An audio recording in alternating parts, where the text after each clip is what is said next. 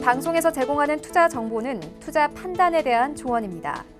방송에서 제공하는 주식의 가치, 가격 상승 및 가격 하락에 대해서는 방송사에서 보장하지 않습니다. 이 시각 헤드라인 뉴스입니다. 미국 중앙은행인 연방준비제도가 기준금리를 또다시 내렸습니다. 현지 시각으로 18일 연방공개시장위원회 정례회의에서 기준금리인 연방기금금리를 0.25%포인트 내렸습니다. 지난 7월 말 기준금리를 인하한 데 이어 약 2달 만에 또 내린 겁니다. 이번 회의에서 연준 위원 7명이 기준금리 0.25%포인트 인하를 지지한 데 비해 위원 3명이 반대하는 등 이견을 보였고 향후 금리 전망에서도 의견이 엇갈렸다고 합니다. 이주열 한국은행 총재는 미국 연방준비제도의 기준금리 인하 결정에 대해 시장에서 예상했던 바에 부합한다고 밝혔습니다. 이 총재는 출근길에 기자들과 만나 통화정책 운영에 있어 연준에 대한 고려는 이전과 다르지 않을 것이라며 이번 인하는 여타국 입장에서 본다면 통화정책의 부담을 더는 측면이 있다고 말했습니다. 미국과 중국이 장기화되고 있는 무역마찰을 타개하기 위한 차관급 협상을 우리 시각으로 이르면 오늘 밤 미국 워싱턴에서 시작합니다. 양측은 이번 협상에서 최근까지 두 나라가 밝힌 중국의 미국산 농산물 구매 확대와 미국의 중국에 대한 관세 부과 연기 등에 대해 보다 구체적인 논의를 할 것으로 예상됩니다. 도널드 트럼프 미국 대통령은 이란에 대해 군사적 공격 외에도 많은 대응 수단을 갖고 있다고 밝혔습니다. 또 이란을 대상으로 강화된 제재가 48시간 안에 발표될 것이라고 밝혔습니다. 캘리포니아를 방문 중인 트럼프 대통령은 현지 시각으로 18일 로스앤젤레스에서 기자들과 만나 이란 공격 가능성에 관한 질문에 많은 대응 수단이 있다고 밝혔습니다. 시청자 여러분 안녕하십니까. 오늘장 내일장 1부 출발하도록 하겠습니다. 서정덕입니다. 조금 전에 전해드렸다시피 그리고 이미 알고 계실 겁니다. 연준에서는 FOMC를 통해서 0.25bp 금리 인하를 단행을 했습니다. 금리 인하 확률이 지난주까지만 해도 100%였는데 이번 주 들어서 오히려 인하를 하지 않을 것이다 라는 매파적인 스탠스까지 나오면서 시장의 긴장감이 돌고 있었는데요. 0.5%는 아니지만 0.25%가 실제로 지금 인하가 됐습니다. 그런데 시장에서는 조금 전에 말씀드렸다시피 만장일치 인하도 아니었고요. 올해는 더 이상의 인하는 없다. 그리고 내년에 한 2차례 정도 더 인하할 것이다 라는 이야기가 나왔습니다. 그리고 이 부분에 대해서 트럼프 대통령은 0.25bp 인하는 적다. 0.5%를 했어야 한다. 그리고 연준은 겁쟁이다. 여러 가지 비난을 지금 쏟아내고 있는 상황입니다.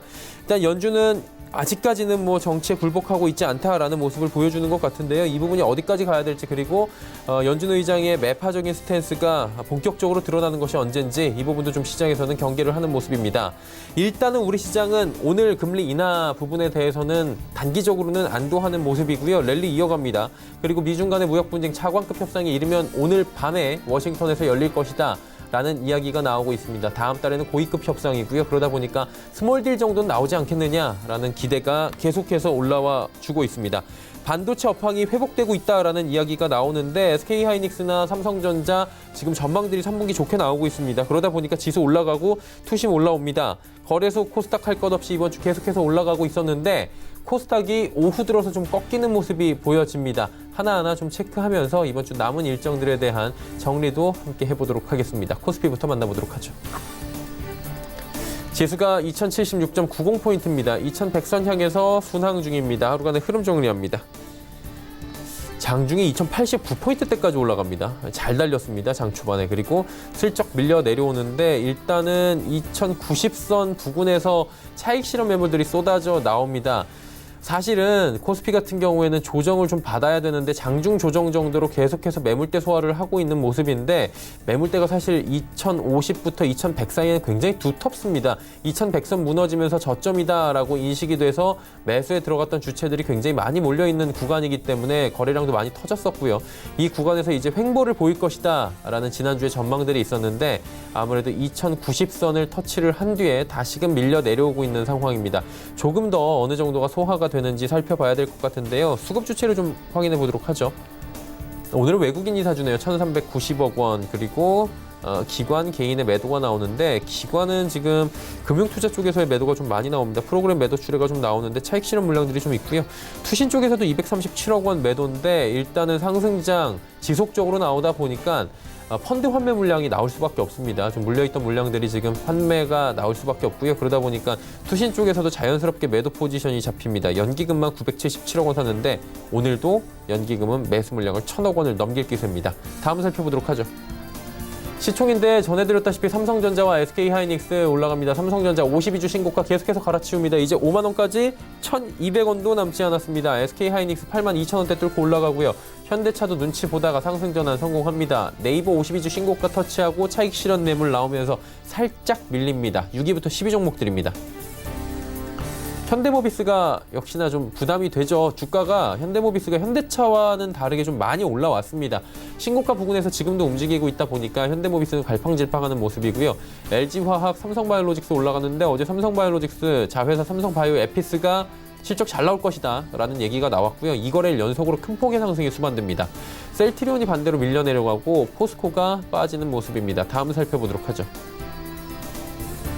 금융주가 이번 주 내내 어렵죠. 아무래도 오늘 미국 쪽에서도 금리 인하가 단행이 됐고요. 우리 시장도 이제 다음 달에 금리를 어떻게 할 것이냐, 연말에 인하를 할 것이다 라는 이야기가 지금 강하게 올라오고 있는 만큼 금융주들은 어느 정도의 예대마진 부분에서 이익이 적어진다라는 부분에 대한 경계감이 출해가 됩니다. LG생활건강, 기아차 빠지고요. SK텔레콤은 보합 수준인데 24만 원대에서 또 지지를 받고 있는 상황입니다. 다음 살펴보도록 하죠.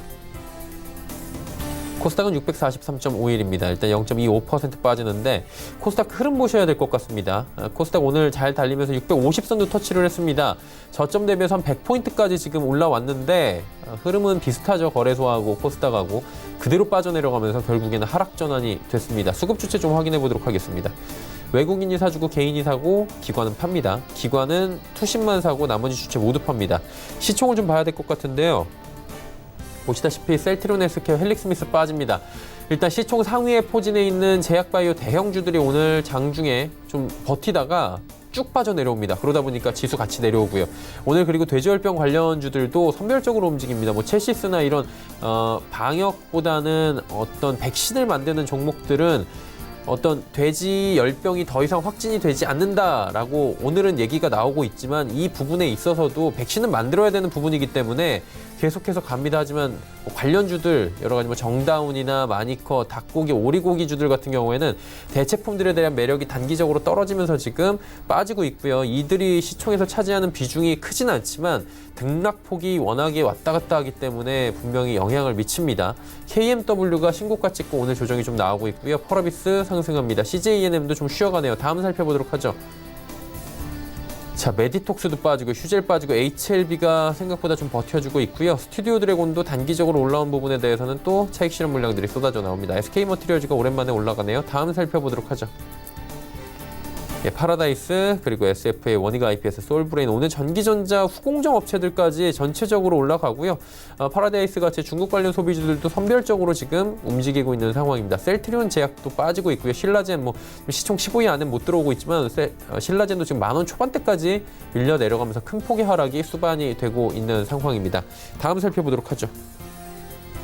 환율이 1,195원대까지 올라가네요. 지금 원달러 환율이 1,180원 이하까지 빠져내려왔었는데 어느새 또 1,195원 중반대를 넘어서고 있는 상황입니다. 환율이 지금 저점 라인 1,177원대 부근 언저리까지 왔다가 치고 다시 올라가면서 테스트하는 모습인데 환율도 좀 신경을 쓰셔야 되는 레벨인 것 같습니다. 금일폰 방송에서 제공해드리는 정보는 투자 판단에 대한 조언일 뿐입니다. 해당 주식의 가치와 수익률 보장해드리지 않는다는 점 참고해 주시길 바랍니다. 시장 이슈 정리해 보도록 하겠습니다. 오늘은 유한타증권 메가센터 분당점의 백인범 대리 연결돼 있습니다. 안녕하세요. 네, 안녕하십니까? 대리님, 시장 이슈부터 먼저 점검하도록 하겠습니다. 어떤 이슈들이 있나요? 네, 일단 오늘 큰 시장 흐름, 오전 시장 대비해서 오후 시장 좀 약세 흐름을 좀 보여주는 점, 아무래도 신라젠 관련한 이슈가 좀 점심 시간을 전후로 나오면서 그 이후로 좀 시장이 좀 약세로 전환하는 모습이다라고 큰 흐름으로 좀 볼 수가 있을 것 같고요. 그럼에도 불구하고 오늘 시장, 삼성전자와 SK하이닉스 등의 강세 등을 보시면 아시겠지만 외국인 순매수가 이들 IT 업종에 좀 들어오면서 그래도 시장을 견인하는 모습이다 보시면 되겠습니다. 아무래도 코스피 시장에서 시총 비중이 가장 큰 IT 업종이 강세를 좀 견인하고 있는 모습으로 그래도 코스피 지수의 가파른 반등폭을 이어나가게 하는 모습이다 보시면 될 것 같고요. 아무래도 상승 요인 좀 간단히 점검을 해보자면 글로벌 디램 시장에서 우리 업체들 특히 삼성전자의 독주 체제가 견고할 것으로 예상된다라는 분석이 좀 힘을 실어주는 모습입니다. 일단 시장 조사업체 IHS 마켓은 올해 3분기 글로벌 D램 시장에서 시장 점유율을 삼성전자가 약 47%, SK하이닉스 27%, 그리고 마이크론 22%대로 시장 점유율 전망을 좀 했는데요. 이를 통해서 삼성전자를 비롯한 우리 반도체 업체들의 독주 체제가 견조한 점, 그리고 이는 곧 3분기 실적에 대한 기대감 등으로 좀 이어지면서 삼성전자의 이런 3분기 실적 기대감 등과 더불어 이들 IT 업종, 특히 반도체 업종의 상승세 확산에 좀 요인으로 작용하는 모습이다 보시면 될 것 같습니다. 그리고 거기에 글로벌 시각장비 1위 업체인 램 리서치가 미국에 있는 R&D 센터 전체를 한국으로 완전 이전하기로 했다라는 소식이 전해지면서 투자 심리를 역시나 자극하는 모습인데요. 아무래도 이는 곧 한국 기업과의 협력을 강화하기 위한 목적이라는 점, 그리고 이는 즉 2020년도 메모리 반도체 투자가 재개될 가능성을 높여주는 이슈로 시장에서는 인식하는 모습입니다. 그러한 점 등과 더불어서 램 리서치와의 이런 관련 업체로 꼽혀지고 있는 테스, 그리고 원익 IPS 등의 이런 주가 강세 요인 등으로 작용하는 모습이다 보시면 될 것 같고요. 그 외에도 전일 삼성전자의 이 PLP 사업에 1조 5천억 원 투자 소식 등의 요인 등도 일부 영향을 주면서 AP 시스템 등의 강세 요인으로 계속 작용하는 모습 정도로 금일 시장 흐름 간략히 정리해 볼 수가 있겠습니다. 예, 전기전자 업종이 오랜만에 기지개를 좀 켜고 있는 모습들 확인을 해 주셨고요. 이 외에도 이슈들이 있을 것 같은데 어떤 부분을 볼까요? 네, 일단 폴더블 스마트폰 관련주들 계속 주목해 볼 만하다라고 점에서 일단 폴더블 스마트폰 관련주에서 주목해 보시면 좋을 것 같은데요. 일단 우선 선두주자인 갤럭시 폴드가 비싼 가격에도 불구하고 미니 태블릿을 커버하는 화면 사이즈, 그리고 손쉬운 멀티태스킹 등의 이런 장점 부각이 되면서 초반 우려와 달리 흥행 중인 상황이다라는 점에 주목하시면 좋겠습니다. 일단 이러한 초반 흥행, 아직 그 수혜를 당장에 판가름하기는 어렵지만 그래도 시장 확대 가능성을 종전보다 좀 높였다라고 보시면 좋을 것 같은데요. 폴더블 스마트폰 판매 확대 기대감에 따른 이런 부품사 수에 당연히 기대될 수가 있다라는 점, 그리고 시장 확대라든가 판매 확대에 따른 폴더블 폰의 가격 하락이 향후 빠르게 이루어질수록 이런 폴더블 스마트폰 수요가 급증함에 따라 매출 증가에 대한 기대감도 가져볼 수 있다라는 점을 포인트로 삼아볼 수가 있겠습니다. 간단한 과거 사례로 보자면 최근 우리가 쓰고 있는 스마트폰 같은 경우에도 시장 초반 이런 비싼 가격에도 불구하고 점차 가격대가 내려가면서 수요가 확대되면서 관련 업체들의 큰 폭의 주가 상승으로 이어졌던 점 등을 간단히 좀 과거 사례로 볼 수가 있을 것 같고요. 그리고 삼성전자뿐 아니라 애플 역시도 폴더블 폰 개발 의지를 드러낸 뉴스도 참고해 보시면 좋겠습니다. 일단 애플은 아이폰용 강화유리 제조사인 코닝에 약 2억 5천만 달러를 투자하기로 했다라고 밝힌 점 등은 이 폴더블 관련한 이슈에 삼성전자뿐 아니라 애플 등의 이 주요 사업자들이 폴더블 폰 진출에 대한 시장 확대를 기대해 볼 가능성이 종전보다 올라갔다라는 점으로 해석을 해보시면 좋을 것 같고요. 그렇기 때문에 이런 기술 변화에 따른 직접적인 수혜주 등에 주목해 보시면 좋을 것 같고, 관련주들 가운데에서는 SFA, 그리고 SKC 코롱 PI, 이녹스 첨단 소재, BH 등이 관심을 좀 기울여 보시면 좋을 것 같고, 추가적으로 SFA 같은 경우에는 애플이 투자한 코닝의 이런 관련 수주를 받을 가능성이 높다라는 점에서 포인트 삼아보시면 좋겠다 말씀드리겠습니다. 자, 그렇다면 종합적으로 봤을 때 시장 전략들 어떻게 끌고 가는 게 좋을까요? 네, 연말 앞두고 지금 9월 사실상 배당주에 대한 관심 두실만 하기 때문에 배당주에 대해서 계속적으로 관심 두시면 좋을 것 같고요. 역시나 시기상으로 당연스레 배당주에 대한 관심이 쏠리는 시기라는 점, 그리고 기관의 이런 과거 수급 사례만 보더라도 이런 기관의 고배당주 매수 2014년 이후에 9월부터 연말까지 집중되는 경향이 있었다라는 점, 그리고 또 외국인 입장에서도 최근 이런 신흥국 배당 수익률도 매력적인 수준에 좀 접근했다라는 점에서 배당주에 대한 이런 수급적인 환경 좋은 상황이다라고 볼 수가 있을 것 같습니다. 일단 현재 시점에서는 세 가지 관점 내에서 관련 종목 보시면 좋을 것 같은데요. 일단 9월 분기 배당, 그리고 배당 ETF 관련 편입 종목, 그리고 주가 변동성이 낮은 종목군들, 이들 종목군들 이런 관점에서 보시면 좋겠습니다. 일단 우선 체감이 크진 않겠지만 9월 분기 배당을 노리고 접근할 만한 종목, 삼성전자, 포스코, 두산, 쌍용, 양회 등이 꼽혀지고 있다 보시면 될 것 같고요. 그리고 9월 분기 배당 수치를 위해서는 다음 주 목요일, 그러니까 9월 26일까지는 주식 매수가 필요한 부분이다라는 점 참고해 보시면 좋겠습니다. 그리고 배당 ETF 편입 종목에도 관심 기울여 보시면 좋을 것 같은데요. 메리츠 화재, 그리고 DGB 금융지주, 동서, 그리고 코리안리 등에 있어서도 계속 관심 두시는 전략, 그리고 마지막으로 배당과 더불어 주가 변동성이 낮은 이런 저변동성 측면이 부각되는 종목군들, SK텔레콤, KTNG 등에 관심 두시는 전략으로 향후 배당주 투자 전략에 참고해 보시면 좋겠다 말씀드리겠습니다. 네, 시장 전략들까지 자세히 들어봤습니다. 오늘 말씀 잘 들었습니다. 네, 감사합니다. 유한타증권 메가센터 분당점의 백인범 대리와 함께했고요. 이슈 칼럼 이어갑니다.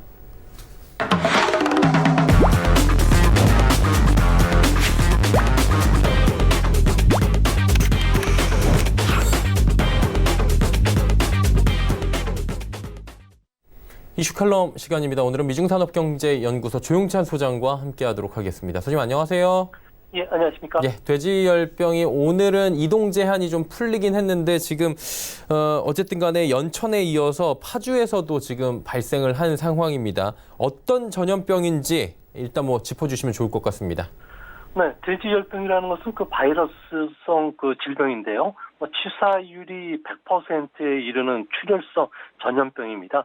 보통 출혈성 전염병이라는 것은 호흡곤란, 그리고 고열, 피부 출혈 증세를 같이 동반하고 있기 때문에 보통 열흘 안에 폐사하기 때문에 돼지 흑사병이라고도 부르는데요. 이 질병이 위험한 것은 감염돼지의 눈물이나 침, 분변과 같은 분비물을 통해서 전파되기도 하고요. 또 호흡기 계통이나 진드기와 같은 매개체로도 전염이 가능합니다. 또한 그 감염돼지의 고기라든지 가공품을 통해서 전염이 되지만 사람들은 감염이 되지 않는다고 알려지고 있고요. 가축 전염병 예방법상 제1종으로 지정되어 있긴 하지만 아직 백신이 개발되진 않고 있다고 합니다. 온도에도 강하고요. 긴 시간 냉명육이라든지 훈제품에도 생산이 가능하고요. 또 백신을 만들기 위해서는 살아있는 돼지 허파에다가 이를 증식해야 되는데 이게 보통 힘든 일이 아니라고 합니다. 현재 바이러스성 유전자가 한 160가지 정도에 달한다고 하지만 10가지만 해독이 됐을 뿐 나머지는 해독이 안 됐기 때문에 치유가 현재로서는 불가능하다고 보여집니다. 이게 일단 우리나라에서 처음 발병한 건 아니지 않습니까? 다른 나라의 현황도 좀 궁금하고요. 검역 굉장히 강화하고 있었는데 우리나라에서도 결국에 발생을 한 이유가 있을 것 같아요. 이 부분 좀 짚어주시겠습니까? 네, 중국이 아시아에서는 가장 먼저 작년 8월에 발생했고요. 한 달 뒤에 일본으로 퍼지면서 아시아에서는 우리나라를 포함해 모두 10개국이 전용 대상 국가가 됐었습니다. 아시아에서 사육되는 돼지 수는 5억 한 1,300만 마리 정도로 추산이 되고 있는데요. 전 세계 돼지 53% 정도 됩니다. 초기에 그 발병 경로 그 확인이 실패했고요. 축산이나 육류 시스템의 모순으로 인해서 아시아존에서는 계속 확산되고 있는데요. 이 때문에 중국에서는 1년 사이에 117만 마리가 살처분됐고요. 베트남에서는 470만 마리, 일본에서도 13만 마리가 살처분됐다고 합니다. 아시아 국가들이 1년째 감염이 확산되면서 돼지고기 가격도 치솟고요. 양돈 농가의 폐업뿐만 아니라 유통업계, 소비자 모두 천문학적인 경제적 피해를 입고 있는데요. 국내에서는 북한을 통해서 전파됐는지 또 해외 여행자가 원인인지 아직 파악되지 않고 있기 때문에 확산 가능성이 높다고 현재는 판단이 되는데요. 걱정되는 것은 우리나라 같은 경우에는 돼지 사육도 수가 세계 7위입니다. 숫자만 1,127만 마리 정도가 되는데요.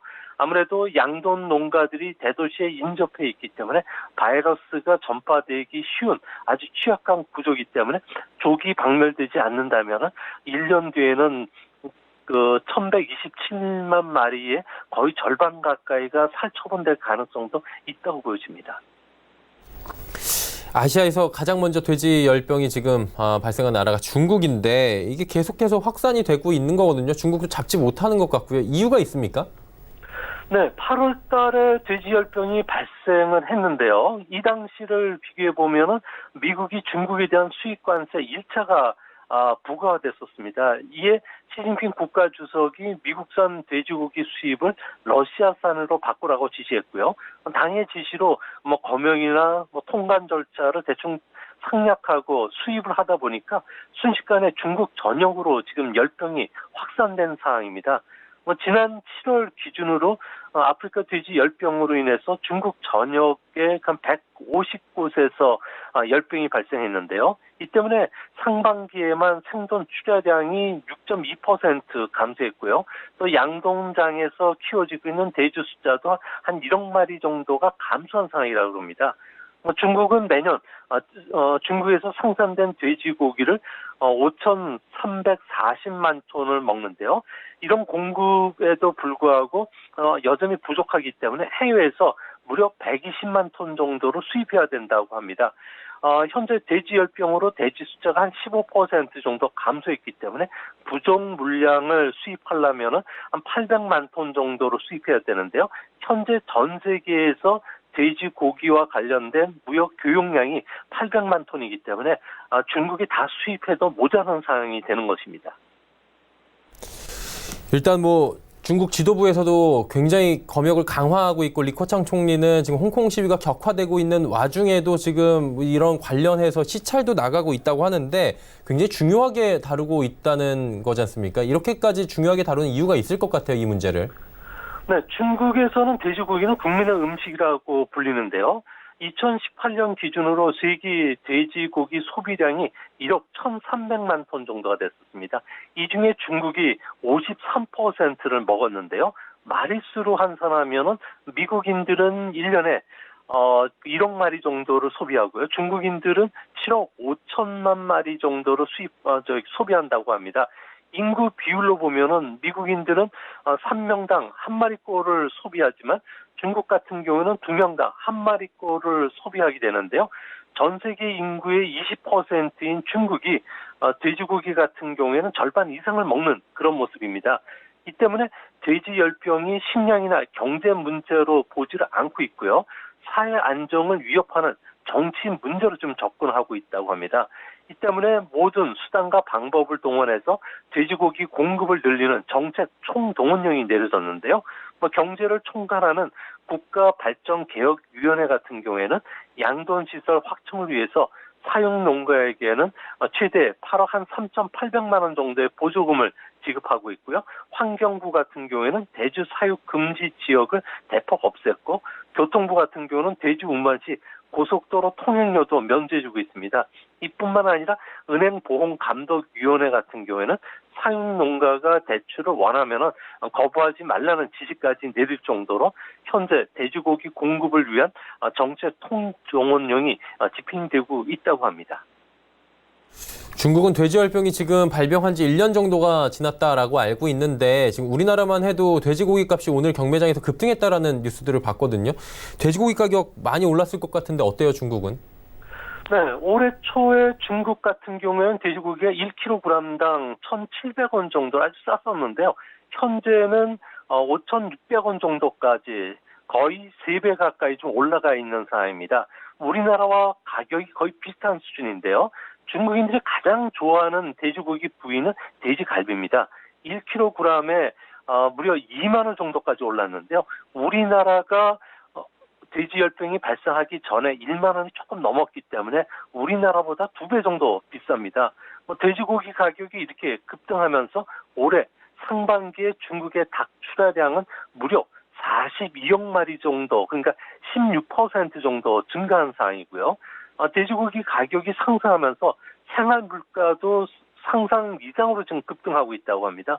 햄이나 소시지 같은 가공식품뿐만 아니라 돼지고기 기름으로 만든 그 식품 가격도 급등하게 되는데요. 중국 서민들이 아침에 출근하면서 보통 아침 식사로 먹는 게 콩국이라고는 더우장, 그리고 밀가루를 기름에 튀겨서 만든 꽈배인 유타오가 먹게 되는데 국민 아침이라고 합니다. 이 유타오가 돼지고기 기름으로 튀겨서 만드는데 최근 돼지고기 가격이 상승하면서 한 개에 2위엔 하던 게 지금은 3위엔까지 올랐다고 합니다. 여기에 위에나 하락이 겹쳐면서 급격한 하이퍼 인플레이션이 일어날 가능성이 상당히 높아지고 있는데요. 이 때문에 중국 정부 같은 경우에는 최악의 시나리오로 흘러가는 것을 막기 위해서 매우 걱정하고 대책들을 지금 계속 쏟아내고 있는 그런 모습입니다. 이게 가격도 가격인데 민심까지 지금 흉흉해지고 있다 이런 소식들도 들리는데 실제로는 어떻습니까? 네, 지금 중국에서는 돼지고기 패닉 상태에 지금 빠져 있다고 보여지는데요. 중추절과 국경절 기간 같은 경우에는 돼지고기가 수요가 크게 늘어나는 계절인데 물량 부족으로 인해서 돼지고기 가격이 좀 폭등하면서 비축류를 방출한다든지 구매 제한까지 지금 나오고 있습니다. 일부 성시 같은 경우에는 인기가 많은 돼지고기 4가지 부위, 특히 돼지 허벅다리살이라고 하는 갈매기살, 그리고 등심, 갈비, 삼겹살 같은 경우에는 신분증을 제시하지 않으면 살 수가 없게 되고요. 또 하루에 살 수 있는 구입량을 초과해서도 살 수가 없습니다. 또한 상점 기준으로 해서 2km 바깥에 거주하는 사람들에게는 아예 돼지고기를 팔지 않는다고 하는데요. 이 때문에 중국인들 같은 경우에는 현재 SNS에 새로운 먹거리 감시 제도라고 비아냥거리고 있고요. 돼지고기 배급제라고 하면서 정부에 대한 비난의 목소리가 지금 커지고 있기 때문에 중국 정부는 아무래도 미중 무역 전쟁이라든지 홍콩 문제보다도 돼지고기 먹거리와 관련해서 상당히 좀 예민하게 반응하는 그런 모습입니다. 일단은 지금 불만이 굉장히 올라가고 있는 게 돼지고기에 대한 사랑이 중국 사람들은 우리 못지 않은 것 같습니다. 그러다 보니까 중국 정부는 여러 가지 정책들을 지금 세우고 있다고 하는데 이 정책에 대한 효과는 좀 있습니까? 네, 아직까지는 효과는 없는 것으로 나타나는데요. 돼지고기 가격이 폭등하면서 중국 정부가 내놓는 카드를 보면 24억 위엔을 투입을 해서 올해 말까지 양돈 농가에 돼지 한 마리당 500위엔 정도로 지급하면서 공급 물량을 늘리라고 또 CDG를 통해서 비육률을 올리는데 보통 한 12개월에서 한 18개월 정도 걸리는데 이 기간 동안에 돼지 생산량을 늘리는 조치를 쓰고 있고요. 또 소비자들이 부담하는 돼지고기와 관련해서는 1kg당 4위엔 정도를 보조금을 주고 있습니다. 이 때문에 중국 전역에 29개 성시 같은 경우에는 가격 보전 연동 시스템을 통해서 4월 달부터 실시를 하고 있고요. 중국에서는 돼지 열병을 퇴치하는 데는 최소 한 4년, 길게는 8에서 한 10년 정도 걸릴 것으로 보고 있습니다. 축산 육류 시스템의 모순에다가 열악한 비육 환경 때문에 언제든지 열병이 재발될 수가 있는 상황이라고 하는데요. 이 때문에 백신 개발에 혼연을 기울이고 있지만 여전히 실험 단계고요. 또 실용화까지는 8년에서 10년 정도 걸리기 때문에 앞으로 돼지고기와 관련해서는 진짜 유통을 봉쇄하는 이런 극단적인 조치들까지도 나올 가능성이 크지 않을까 보여집니다. 중국 정부는 정말 발등에 불 떨어진 것처럼 매일같이 회의하고 있고 집중적으로 논의하고 있다고 합니다. 돼지고기 관련 보도가 매일같이 나온다고 하는데 이 정도까지 나올 이유가 있을까요? 네, 중국 지도부 같은 경우에는 10월 1일 국경절을 앞두고 돼지고기 안정 대책을 가장 최우선 정책 과제로 선정하고 이를 집행하고 있는데요. 최근에 중국을 방문한 적이 있었는데요. 중국 친구들 같은 경우에는 그동안에 인사말로 니하오, 안녕하세요라는 얘기를 했지만 지금은 80년대처럼 니추할라마 밥을 먹었느냐는 그 이야기로 바뀌었다고 합니다. 돼지 열병으로 인해서 중국인들 사이에서는 백성은 음식을 하늘로 여긴다는 말이 다시 나올 정도인데요. 중국의 돼지고기 사령은 어느 정도인가 하니 부패라는 한자어에서도 그대로 나타납니다. 부자 같은 경우에는 썩을 부자인데요. 상변에는 정부 부자, 그리고 하변에는 고기 육자를 씁니다. 고대 때부터 돼지고기는 귀한 음식으로 취급받아왔고요. 관공서의 뇌물로 쓰일 정도였다고 합니다. 지금은 고도 성장에 따라서 부자들 같은 경우에는 돼지고기를 거들떠 보지는 않지만 서민들에게는 그야말로 중요한 단백질 공급원이 되는데요. 중국 같은 경우는 세계 1위 돼지고기 소비국이고 돼지고기 같은 경우에는 중국인들의 육류 소비 총량의 60%를 차지하기 때문에 서민들 사이에서는 민감할 수밖에 없습니다. 중국의 내란이라든지 기근을 보면은 돼지고기를 먹지 못해서 발생했던 적이 거의 대부분인데요.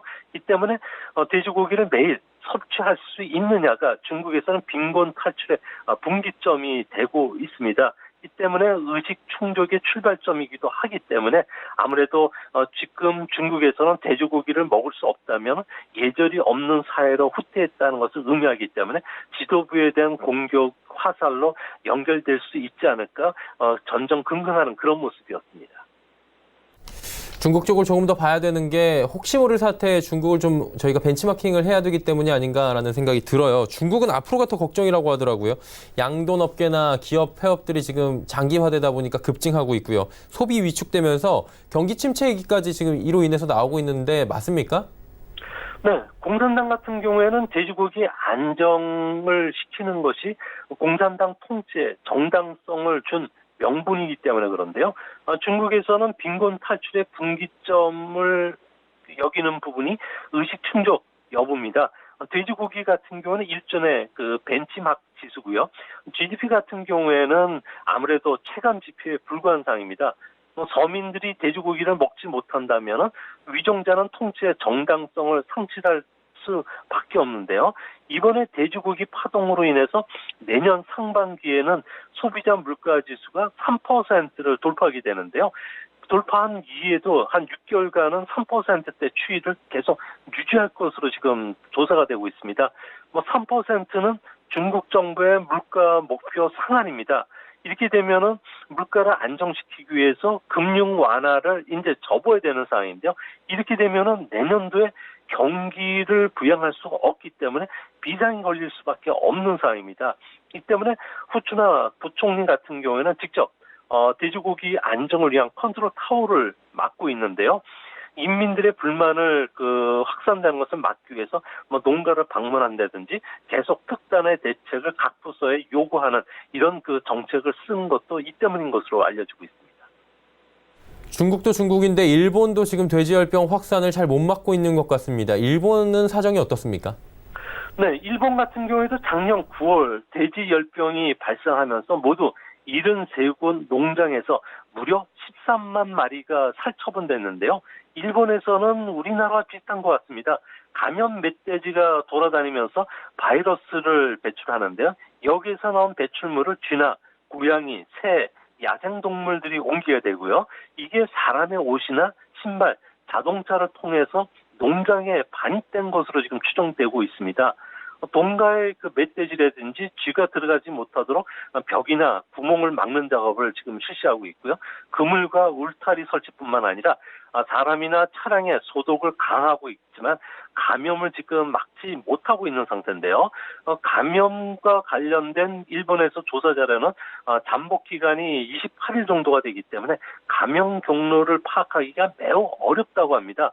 이 때문에 우리나라 같은 경우에도 사람에겐 감염이 되지는 않지만 이와 관련된 치료법이 없는 상황이기 때문에 빨리 현재 유통과 관련된 부분이라든지 종합적인 대책과 관련된 부분들을 좀 강도 높게 나와야지 돼지고기 안정 그리고 물가 안정에 도움이 되지 않을까 생각이 됩니다. 네. 돼지열병 관련된 이웃 국가들의 이야기 들어봤습니다. 오늘 말씀 여기까지 듣도록 하겠습니다. 고맙습니다. 예, 감사합니다. 미중산업경제연구소 조용찬 소장과 함께했습니다.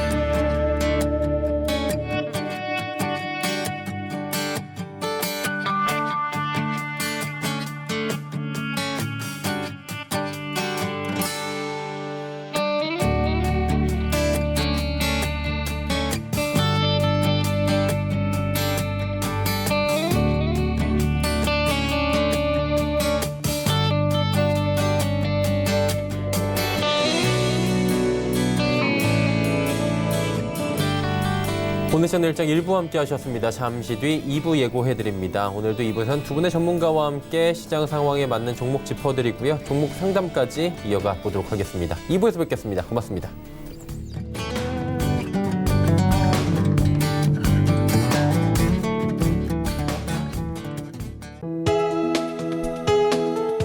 방송에서 제공하는 투자 정보는 투자 판단에 대한 조언입니다. 방송에서 제공하는 주식의 가치, 가격 상승 및 가격 하락에 대해서는 방송사에서 보장하지 않습니다.